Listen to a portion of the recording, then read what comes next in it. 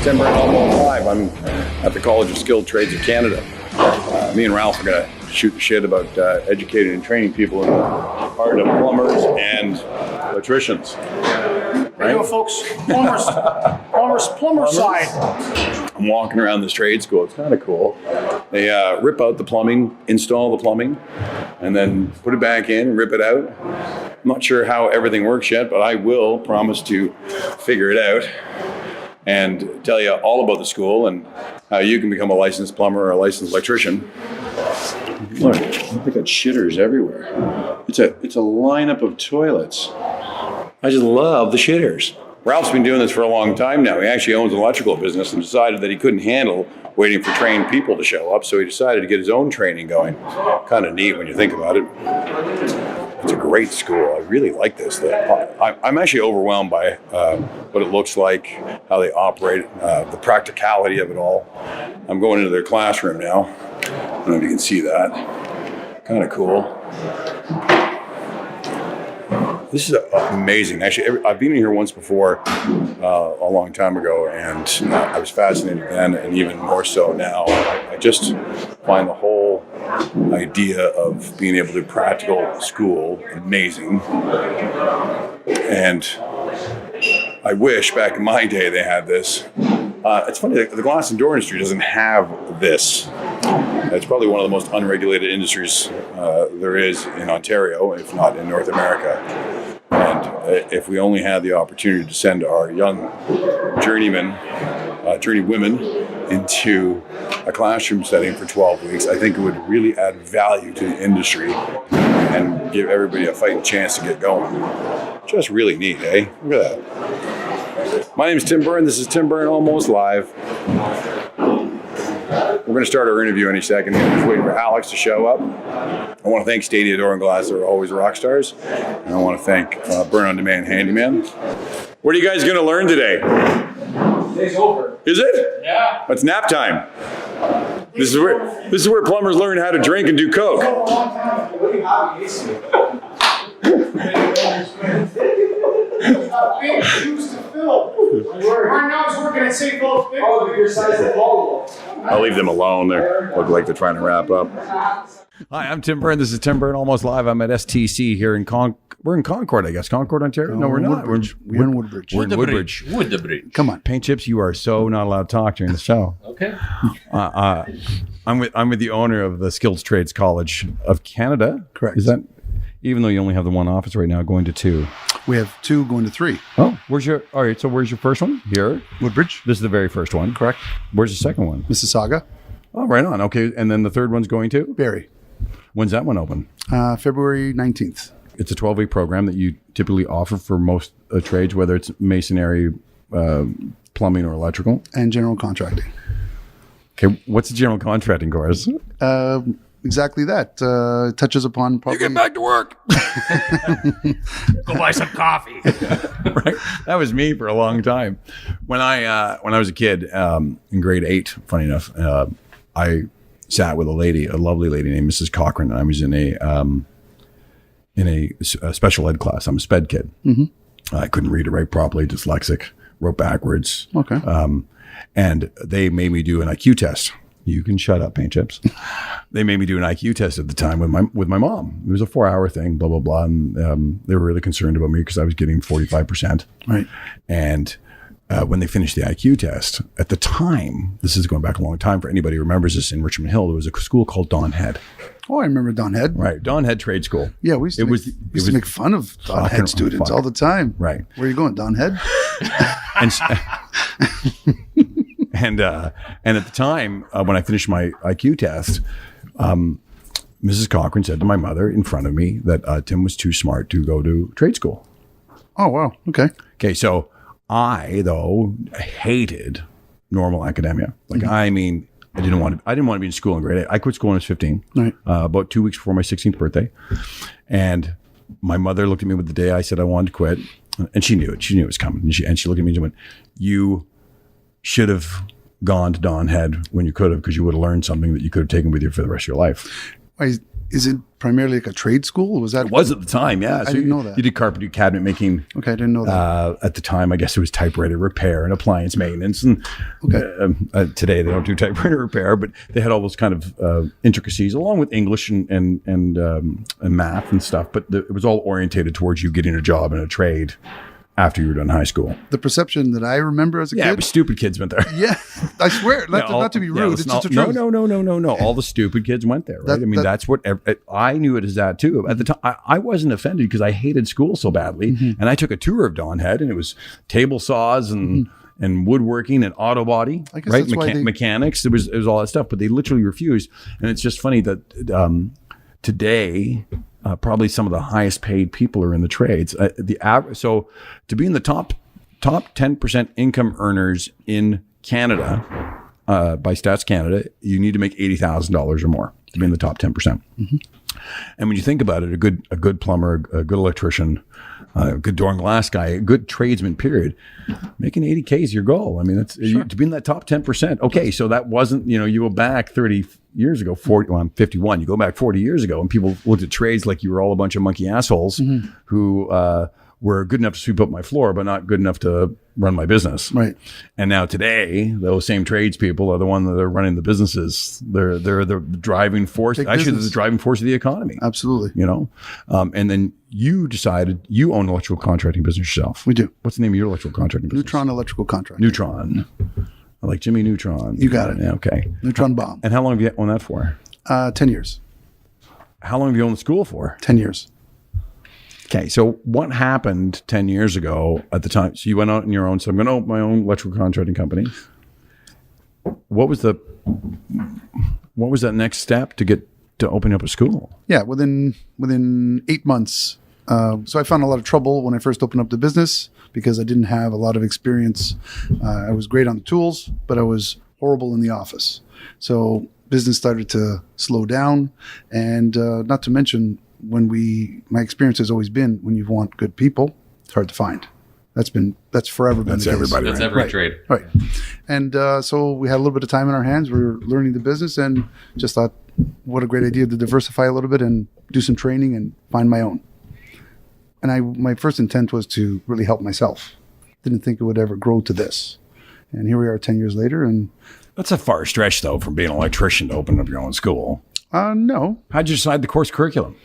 I went to trade school. I knew exactly what to teach, right? So, and being in the business for as long as I have been, I've been right out of high school. I'm 46. How many kids were in your first class? How many students were in your first class? 11. Even the first class? Yeah. Have you kept to 11 or 12? Because the one lady here, Stephanie, said there was 14 in hers. Is it 11? Max is 16. Well, is that a special number, or is that just what you find the teachers have enough time to touch all the students? Well, we just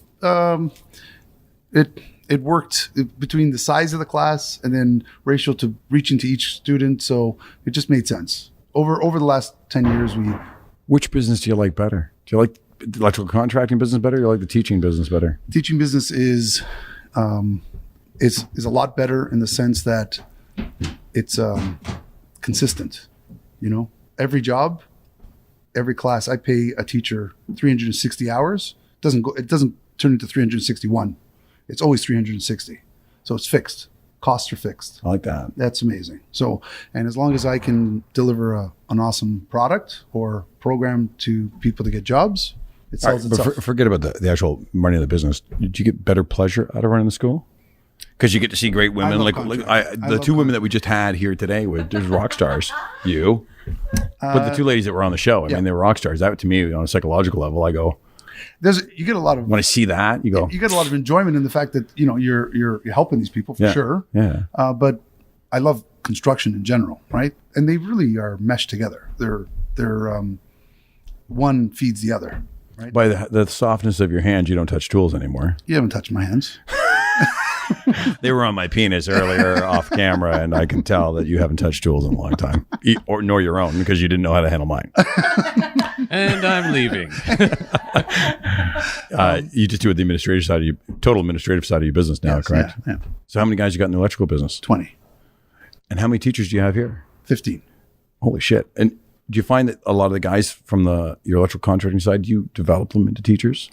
Do they come across? I find them. No, I've never taken one of my employees and. When did they let the master electrician and brought him over here? No, not yet. But because generally speaking, you want the younger guys want to stick to the trade for a little while. Yeah, I got it. And it's the older guys that want to get off the tools, right? They've seen enough winters and tired of lugging and pulling and so on, and they want to. But they have to have teaching in them as well. They have to like talking. You can be a skilled trade, but a poor teacher. I mean, I know in our industry, paving, you'd get the guy that's great on the rake, great on the machine, great in terms of production. You and I were talking this before. Mm-hmm. When it comes to teaching the step-by-step process, they don't have the patience. Right. So where do you find your teachers then? Tradesmen. But they're not guys from the field. Yes, they are. Sorry, you just told me you don't take the guys from your field and bring them over as teachers. Not my particular company. Gotcha. You outsource it. Right. Well, like people calling me all the time because they're tired of working on the tools. And they say, give me a shot. I interview them. If I see they got a good rapport, they can really carry themselves and talk in front of a group of people, I give them a shot. You have the Mississauga site, mm-hmm. and you have this one. Mm-hmm. You're opening the one in Barrie. Right. Are they all the same? Are they going to be all this? Because Barrie's not open yet. Are they all going to look the same as what's behind us? Yeah, same exactly. idea. Same process, same environment. Does the government help you? No. At all? No. We're a private school. We're an accredited private school. You know, for all the job action. And by the way, I don't believe in government should have anything to do with employment. Mm-hmm. Period. I think government should stay out of it. I look at guys like you who are doing a far better job in the private sector, creating opportunity for people to advance themselves in their career. Thank you. Far better than the government could ever do it. Thank you. Yeah, I believe that. I would have to agree with that. I think private entrepreneurs are far better at producing mm-hmm. productive people than the government ever could be. Right. And then I see guys like, and why I ask you about government funding is because, in my eyes, if I was the premier, I would be like, I want to invest my efforts, not my money, but my efforts into promoting schools like this to be inside the environment. Right. I've been part of the glass and door trade for 35 years. Mm-hmm. Our industry is really unregulated. The school system, the metal mechanic and the glazers, it's awful. I don't find like there's no continuity in the teaching. A lot of it's fluff orientated. There's not much depth to it. Mm-hmm. Because and electricians, funny enough, and plumbers, they're sophisticated, sexy trade, as you said earlier. I think if you were to define that more on a more intellectual level, they're a trade that has to involve critical thinking. Right. So after all the wires being pulled, there's a certain moment when you got to touch that panel. Or you got to source a problem, and it's the 80-20 rule. You want them to have all their intelligence at the 20%, and most trade schools don't teach the 20% where the critical thinking is. Yeah, it becomes viable. Very true. And the trade schools for glass and door guys. I mean, they want to know how much rubber you rolled into a gasket window, how many hours. They won't be put in hours more than they want you to put in critical thinking skills. Right. And I watch your guys in here, and I watch them how they function and operate. And they spend a lot more time thinking than they do executing, which is really, really important, by the way. Very. You want to hire guys. I want to hire guys that can critically think on their feet, not guys that can install glass or not guys that can pull wire. Anybody can fucking pull wire. Right. Think on your feet. But when I got a 3-way and it's wrong, and I got a spark going off in the attic, somebody's got to fucking figure this out right now. And I have to have somebody who's put some critical thinking behind that. Houses burn down, people die. Yeah, all the time. Right. From lack of experience or a lack of ability to critical think. How do you take critical thinking philosophy into the students, though? Do you have moments where you do problem solving? Yeah, we have. Once they get past let's say the midway point, we start to introduce more challenging labs, so they can, let's say, try to problem shoot. Right. Tell me what a lab is. A lab is what we're standing in. Right. Here we are. It's a mock house, and they wire it. They start with really simple concepts like a box, a wire, terminate in a box, install a device, and then wire a circuit to a panel behind us, right? So it's graduated, right? And very quickly too. It's because they're only here for 3 months. I asked one of your instructors and he refused to tell me the answer. Have you ever failed anybody? Oh yeah. Have you? Yeah. About, I'd say 5 or 6. 5 or 6, yeah. What makes somebody fail? I mean, as long as you show Well, up, there's as long as you tests. show up every day. No, there's tests. Is there real tests? No, or is it all this bullshit fluffy stuff? No. There's real tests. They're like, listen, we help them. We don't want them. It's like the NFL. You get to pee in the bottle for the guy. Come on, right? It's the truth is because there's only 16 in a class. We when someone starts to have trouble, we pull them aside and we help them. So unless they're really not willing to help themselves, they fail. So that's why most pass, because they're here for a reason. They pay good money. They paid $8,000 plus to be here. Let's $9 fucking grand. $9,000. $9,000. Which, by the way, if you look at college and university courses, Stephanie said this: half the price, but half the content and twice as long. Right. She was right about the payback period. Yes. She said you could spend 8 months in school, Right. for half the price, get half the content, but because the time is so long, it isn't worth the value. Like there's more value in paying more, finishing it faster, Right. than extending it for 8 months. The way I pitch it is, you spend $9,000 on yourself today, and in 5 years, you could be making $100,000. Yeah, It's a pretty good investment. it's not bad at all, right? If I were to invest $9,000 and you tell me in 5 years I get 100, I'll put it every day. Yeah, Right. I agree. So And 100 for the rest of your life, exactly. right? Yeah. I mean, it's a compounding investment into Yeah. your career. So just put the time in. The kids, they're not all kids. They're all adults. Yeah, Do you get anybody coming out of high school? Yeah. Like out of 16, probably 3 or 4. Do you go to high schools and go, hey, We do. you do now, I guess, do right? Tons of fairs and so on. Right. Yeah. We invite them. We do little open houses and so on. Right. And then you took on masonry, because I see some brickwork the other side of the camera that we're filming on. Yep. You had to hire a mason to come in and teach. We did. We had a great teacher. He's awesome. And how often do you run the mason course? So last year was our pilot program. Ran into some hurdles with the union. Unions are always fun. And Okay, so what problem would the union have? You're producing educated people. they feel like they could do it better. Right. So they frowned on us, and they kind of frowned on contractors hiring our grads. Really? Yeah. Even though once you graduate, you can go join the union. You can. Yes. Why the fuck would they give a shit? A little bit pig-headed, I guess. You were taking union money away. That's what you're doing. No, on their classes. No. We were putting money in their No. pocket Yeah. because they don't do. But they want to teach the course. They don't train the public, but they felt that we were under, let's say, showing them up. Gotcha. Right? They just felt we don't need you. Right? But they don't do it themselves anyway. They don't run a program. They do not. They don't have a public course. If you're a So union member, they should embrace it, because at the end of the day, should. you're putting skilled trades in the Yeah, union force. they should. And I think, didn't you guys also were doing a lot of the safety components as well. Yes. So when they'd walk out of here, they'd have their WMIS training, they have their health and safety backing, They have Fall arrest. working at heights. working in heights. Yeah. I mean, that's stuff that I have to pay. First aid, I have to CPR. pay for my We staff. do it all. Yeah. We have all in-house people. Is that all part of the, like when you sign up for the 12-week course, is. do you get all those little tiny When they leave nuggets, all those little nuggets with it? When they leave here, they leave with tools, know-how, and safety certs, ready to go to work. Tools? Yep. Really? They're on the wall. Look, right there. The ones behind the thing there, I saw them there. I thought that was just there for No, display. Every student So, gets it. so they walk out with tools. Yep. Safety belt, hard hat. Wow. And knowledge. What's new and exciting that's going to happen with your school over the next year? Well, we're going to grow masonry, which is something that we're. But you're we're having pushing. trouble with the union. No, there's a huge non-union component, and not to mention they'll get hired. They'll get gobbled up one way or the other because there's a demand for it. Short. Are you going to do stone like real stone? First, it's brick, because brick is the simplest Yeah, skill block set, brick, right? yeah. And just want to introduce it to them, right? Because they're not going to run a job. That's the truth, right? So Yeah, but actually having a stonemason that can actually yeah, chip, break stone, fit it. well, you know that's So sexy. It's a sexy trade. it is. It is a very you can Start with the basics, though, You build right? art. It's artwork though, right? When It you see, is. when you see a real stonemason, absolutely. it's just beautiful. Yeah. Yeah, I just want one. Yeah, yeah.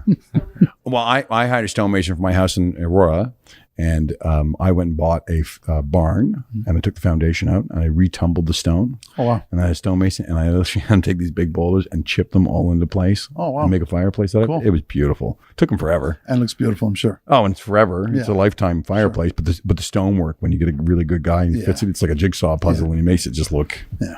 It just makes it look beautiful. Those guys are disappearing, right? Oh, there's none of them left. So you're gonna do brick and mortar. Mm-hmm. You're gonna open up Barry. Yes. And what's Barry going to have? Barry's going to have. Well, right off the get go, it's electrical and plumbing. Very popular programs like the. And you got a down pat. Yes. Right. Very good at it, and people ask for it all the time. What size place you going to have up in Barry? Starting, this is 10. That's 5, and we're going to grow into a larger space because the building we're in has the potential to grow into another 15. Right on. Yeah. That's exciting. Yeah.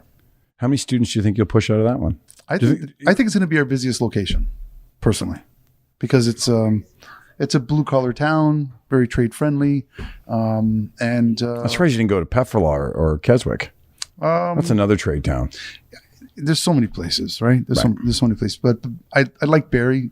It just appealed to me. Closer to the cottage. Yes. I got it. That's really what it boils down to. We moved one of our offices up there too because it was close to the house, right? I got it. It's just how it works, right? That's it. So when does that one open? In a month and a half. And you already have students for it. Yes. Because do you ever panic about that? No. You run a 12-week course. You go, holy fuck! I hope we have fucking another 12 students to come in next 12 weeks. listen, our intent is to fill the program, but the truth is, we're not paying anybody to sit around and do nothing, right?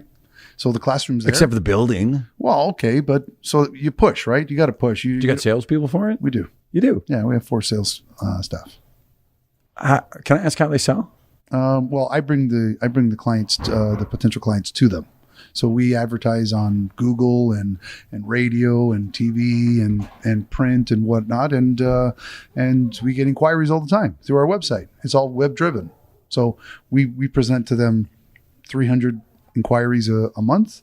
They invite them in, do tours, and they sell them. So they don't have to do any cold calling. They're just right. Yeah, they're not actually selling it. They're servicing it. Right. Right, you're bringing them the fish. Exactly. You guys just cut the head off and put them on the frying pan. Exactly. Right, I get that. So, did you have to hire more salespeople because you had Barrie? Did you have to hire somebody in Barrie to do Barrie? We're looking right now. Is that now. what you have to do? Yeah, we're looking for people right now. Actually, does that person have to be an electrician? No. Or a plumber? Or No. You don't care about the trade services? No. You care about their interpersonal, their human psychology, yes, and how they interact. They just have to believe in what we do, and they have to understand what we do, and everything else will fall. When you open up shops in like Mississauga here, do you also put one of your electrical contracting offices in here? Like, do you run trucks out of here too for your own private electrical contracting business? Or is this purely just school? This is my contracting and the school. Mississauga is just the school. Barrie, we're opening a location for the contracting because I want to grow the business north. Yeah, into York Region and Orangeville, Innisfil. Caterpillar's going to Innisfil, right? Oromodanti, the whole northern. Yeah, with Caterpillar moving up there, because Caterpillar was down here at Jane and Highway 7. I'm misdirected here, but they're moving that big, huge operation up there, which supposedly is going to like put 10,000 homes into Innisfil over the next 10 years. Huge, yeah. It's supposed to be massive development. Thank you, Ralph, for coming on. I really appreciate it. My pleasure. Paint chips, I don't appreciate you. I'm not touching your hand, by the way. Smells like ass. I'm Tim Byrne. This is Tim Byrne Almost Live. You'll find me on Facebook, Twitter, Instagram. Shit, help me here, Alex. LinkedIn, Spotify, Google, iTunes. I want you to have a great Wednesday night. You be safe going home. And remember, if you're going to be a hero, you got to stick your fucking head above that foxhole. Have a good night.